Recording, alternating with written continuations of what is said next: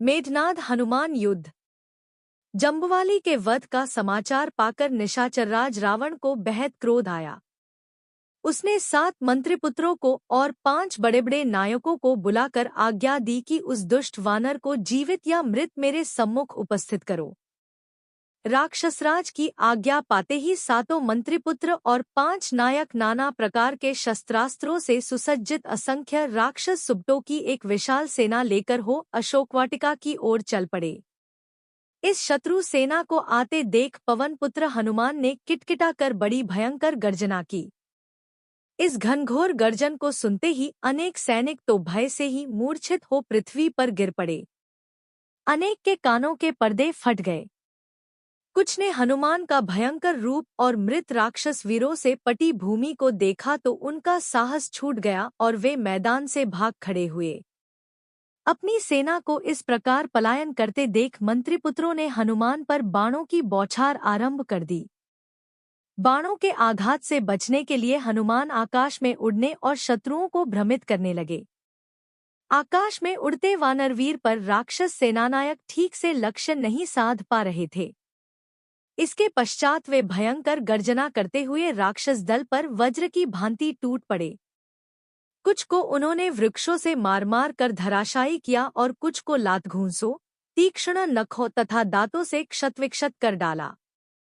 इस प्रकार उन्होंने जब 7 मंत्रिपुत्रों को यमलोक पहुंचा दिया तो विरूपाक्ष, यूपाक्ष, दुर्धर्ष, प्रघर्ष और भास्करण नामक 5 नायक तीक्ष्ण बाणों से हनुमान पर आक्रमण करने लगे।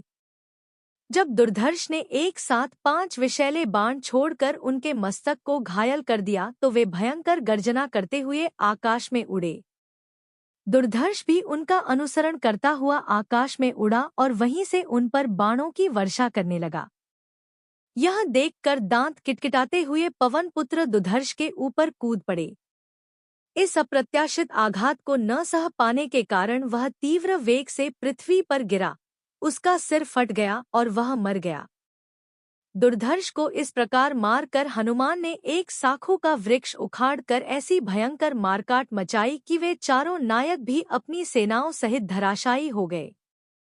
कुछ राक्षस अपने प्राण बचाकर बेतहाशा दौड़ते हुए रावण के दरबार में पहुंच गए और वहां जाकर उसे सब योद्धाओं के मारे जाने का समाचार दिया।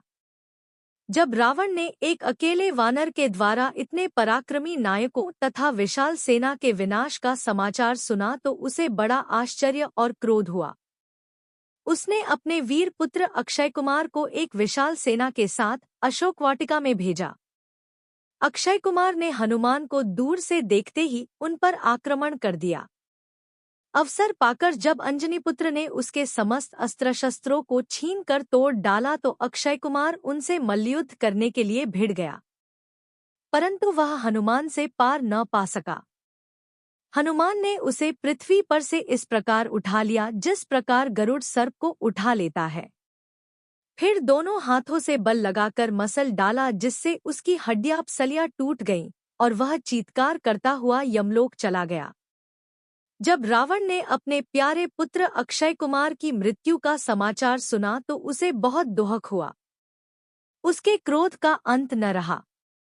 उसने अत्यंत कुपित होकर अपने परमपराक्रमी पुत्र मेघनाद को बुलाकर कहा, हे मेघनाद, तुमने घोर तपस्या करके ब्रह्मा से जो अमोघ अस्त्र प्राप्त किए हैं उनके उपयोग का समय आ गया है। जाकर उस वानर को मृत्युदंड दो जिसने तुम्हारे वीर भाई और बहुत से राक्षस योद्धाओं का वध किया है। पिता की आज्ञा पाकर परम पराक्रमी मेघनाद भयंकर गर्जना करता हुआ हनुमान से युद्ध करने के लिए चला।